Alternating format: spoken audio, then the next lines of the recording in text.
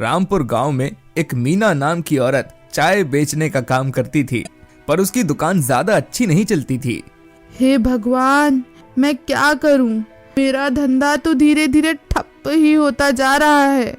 मैं अपने घर का गुजारा कैसे कर पाऊंगी? आपको तो पता ही है कि मेरे पति का देहांत हो गया है और मेरा बेटा भी स्कूल पढ़ने जाता है। पता नहीं क्या होगा। तभी वहां पर एक किशोर नाम का आदमी आता है और वो मीना से कहता है, अरे भाभी जी, एक चाय तो देना आप। अरे भाई, आपकी हाथ की चाय तो एकदम मस्त होती है। हाँ हाँ, अभी देती हूँ चाय। और ये कहकर मीना उसे चाय देती है। अरे भाभी, आप कब तक ये चाय का धंधा करते रहेंगी? मैं आपसे कहता हूँ कि आप मेरे साथ रहने लगे, सारे कामों से छुट्टी मिल जाएगी आपको। तुम्हें शर्म नहीं आती ऐसी बातें करते हुए? क्या तुम्हें पता नहीं है कि मैं विधवा हूँ? अरे मुझे पता है कि तुम विधवा हो, इसलिए तो कह रहा हूँ कि तुम मेरे साथ अपना गुजारा कर लो। इससे तुम्हारा भी गुजारा हो जाएगा और तुम्हारा बेटा भी पढ़ लिख जाएगा। चले जाओ यहाँ से, वरना अभी मैं शोर मचा दूंगी। तुम मेरे साथ छेड़खानी कर रहे हो। बेशर्म कहीं के, रोज तुम्हें यहाँ से भगाती हूँ, पर लगता है तुम्हारी समझ में नहीं आ रहा है। अरे अरे भाभी जी, आप गुस्सा क्यों कर रही हो? इस तरह गुस्सा करने से कुछ भी नहीं होगा। इससे आपकी गरीबी दूर नहीं होने वाली। जाते हो यहाँ से कि अभी शोर मचाऊं? ये सुनकर किशोर वहाँ से चला जाता है। बड़ा आया मुझे रखने वाला। अपनी बीवी को तो पहले रख ले, उसे तो रख नहीं पाया, निकम्मा कहीं का। और इसके बाद मीना फिर से चाय के काम पर लग जाती है। तभी उसका बेटा रोहन पढ़ाई कर कर आता है और अपनी माँ से कहता है, माँ, मुझे बहुत तेज भूख लग रही है, आप मुझे खाना दीजिए ना।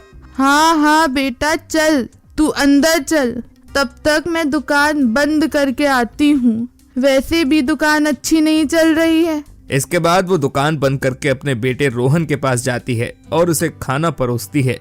क्या हुआ माँ, आप इतनी परेशान क्यों लग रही हो? क्या कोई बात है? अरे बेटा, क्या बताऊं, हमारी दुकान कुछ दिनों से अच्छी नहीं चल रही है। पता नहीं क्या हो गया है। हाँ, ये तो मैं भी देख रहा हूँ माँ कि हमारी दुकान शुरुआत से अच्छी नहीं चलती है। आप बताएं तो मैं पढ़ाई छोड़ दूं? अरे नहीं नहीं बेटा, अगर तू पढ़ाई छोड़ देगा तो फिर हमारा नाम कैसे रोशन करेगा? और वैसे भी मुझे तेरी पढ़ाई से कोई दिक्कत नहीं है, बस दुकान अच्छी चलने लगे। ये बात उसके दिमाग में बैठ जाती है क्योंकि वो अपनी माँ की सहायता करना चाहता था। अगले दिन जब रोहन स्कूल में जाता है तो वो अपने मास्टर जी से कहता है, मास्टर जी, क्या आप मेरी एक सहायता कर सकते हैं? हाँ हाँ रोहन बेटा, तुम्हें क्या सहायता चाहिए? मास्टर जी, मेरी माँ बहुत ही गरीब है, ये तो आपको पता ही है। क्या आप ऐसा कुछ बता सकते हैं जिससे हमारी चाय की दुकान अच्छी चले और मेरी माँ परेशान भी ना हो? इस पर मास्टर जी सोच में पड़ जाते हैं और फिर बाद में कहते हैं, हाँ हाँ बेटा, तुम अपनी दुकान साफ रखो और ऐसी चाय बनाओ जो सभी को अच्छी लगे, यानी कि उसकी खुशबू से ही लोग चाय पीने के लिए मजबूर हो जाएं। जी मास्टर जी, मैं अपनी माँ को ये बात जरूर बताऊंगा। दोपहर को जब रोहन घर आता है तो वो मीना से कहता है, माँ, मुझे आपसे कुछ बात करनी है। हाँ हाँ बेटा, बताओ क्या बात है? माँ, मुझे पता लग गया है कि हम अपनी चाय की दुकान को कैसे बेहतर बना सकते हैं जिससे हमारी दुकान अच्छी चलेगी। अच्छा, वो कैसे? मुझे भी बताओ। हमें सबसे पहले अपनी दुकान को साफ रखना पड़ेगा और ऐसी चाय पत्ती का इस्तेमाल करना होगा जिससे लोग उसकी खुशबू से ही हमारी दुकान पर आ जाएं। इसके लिए हमें एक मसाला चाहिए होगा। मसाला? पर कैसा मसाला? आप चिंता मत कीजिए, ये काम भी मैं ही कर लूंगा। बस हमें पहले अपनी दुकान को अच्छे तरीके से सजाना है। इसके बाद वो दोनों मिलकर अपनी दुकान को अच्छी तरीके से सजाते हैं क्योंकि पहले उनकी दुकान बहुत ही गंदी और छोटी थी, पर उन्होंने अपनी सूझबूझ से उसे एकदम चमका दिया था जिससे उनकी दुकान पहले से अच्छी लगने लगी थी। अरे वाह बेटा, तूने तो एकदम दुकान का नक्शा ही बदल दिया। मुझे तो यकीन ही नहीं हो रहा है ये पहले वाली दुकान है। हाँ मुझे भी नहीं, पर अब ये दुकान पहले से बहुत अच्छी लग रही है। अब बस मुझे ऐसा मसाला चाहिए जिससे लोग खुश हो जाएं। हाँ हाँ बेटा, हम दोनों मिलकर उसे भी तैयार कर लेंगे।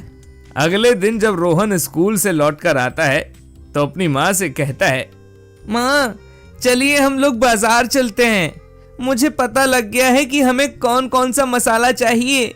इसके बाद वो लोग बाजार जाते हैं और सारे काम के मसाले घर लेकर आते हैं और फिर मीना मसाले तैयार करती है। अगले दिन जब मीना चाय बनाती है तो उसकी खुशबू से पूरा गांव उसकी दुकान पर आ जाता है। अपनी दुकान पर इतनी भीड़ देखकर मीना बहुत खुश होती है और उसकी दुकान पहले से बहुत अच्छी चलने लगती है। अरे वाह बेटा, तेरे मसाले ने तो जादू ही कर दिया। मुझे तो यकीन ही नहीं हो रहा है कि हमारी दुकान इतनी अच्छी चलने लगी।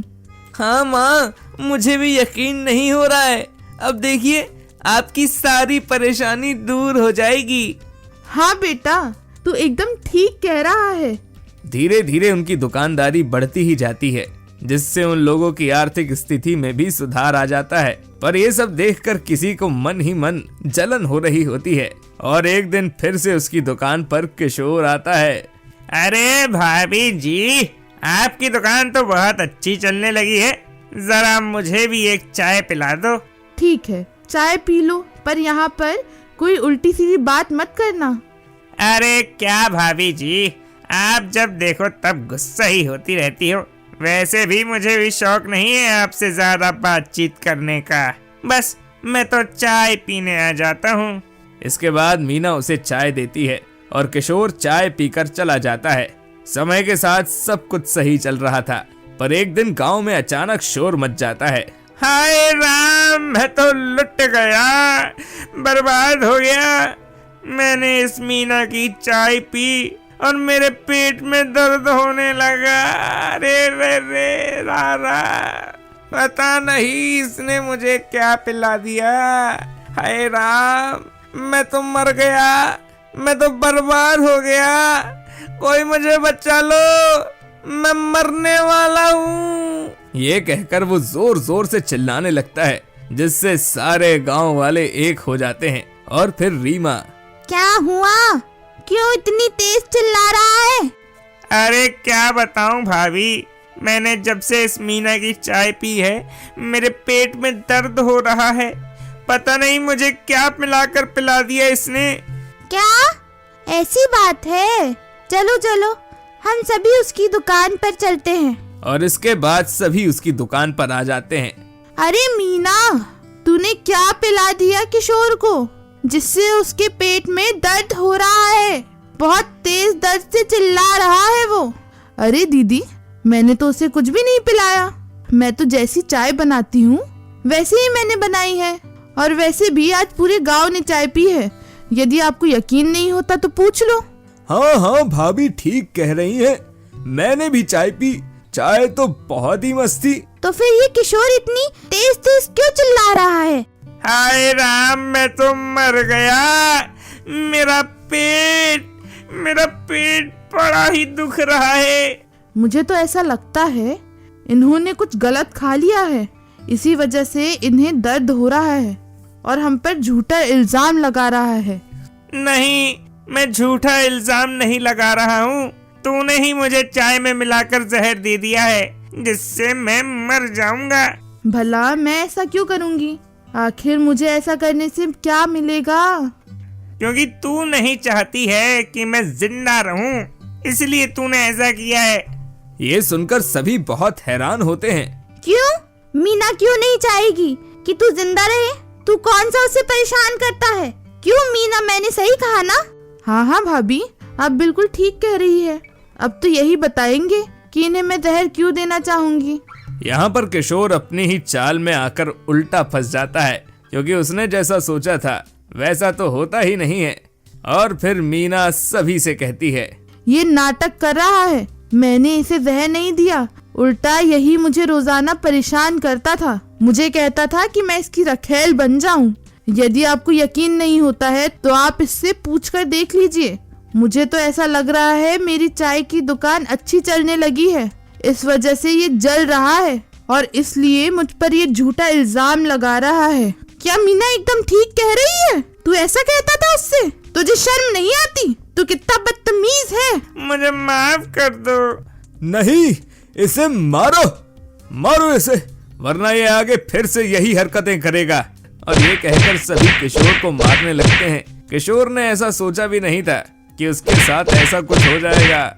इसके बाद सभी किशोर को गांव से बाहर निकाल देते हैं। हमें माफ कर दो मीना, मैंने सोचा कि तूने ऐसा कुछ किया होगा, पर ऐसे लोग भले लोगों को रहने ही नहीं देते हैं। पर चलो कोई बात नहीं, पर तुम अपनी दुकान आराम से चलाओ।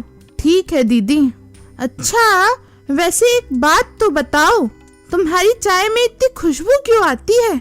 क्योंकि दीदी, मैं इसमें एक मसाला डालती हूँ जो मेरे बेटे ने बनाया था। वो मसाला इस चाय की जान है। आखिर ऐसा उसमें क्या होता है? उसमें कुछ भी नहीं है, बस वही चीज है जो हम लोग रोजमर्रा की जिंदगी में इस्तेमाल करते हैं, यानी कि इलायची, काली मिर्च, अदरक, तुलसी। इन्हीं चीजों से मिलकर मसाला बन जाता है, जिस वजह से इतनी अच्छी खुशबू आती है। ये सुनकर सभी गांव वाले बहुत खुश हो जाते हैं कि मीना उन्हें बहुत अच्छी चाय पिलाती है, जो उनके लिए भी काफी फायदेमंद है। और अब मीना की दुकान पहले से बहुत अच्छी चलने लगती है और धीरे धीरे वो अपना व्यापार भी बड़ा कर लेती है। और अपनी इसी चाय को वो अब शहर में भी बेचने लगती है, जिससे अब वो और उसका बेटा दोनों ही काफी खुश रहते थे।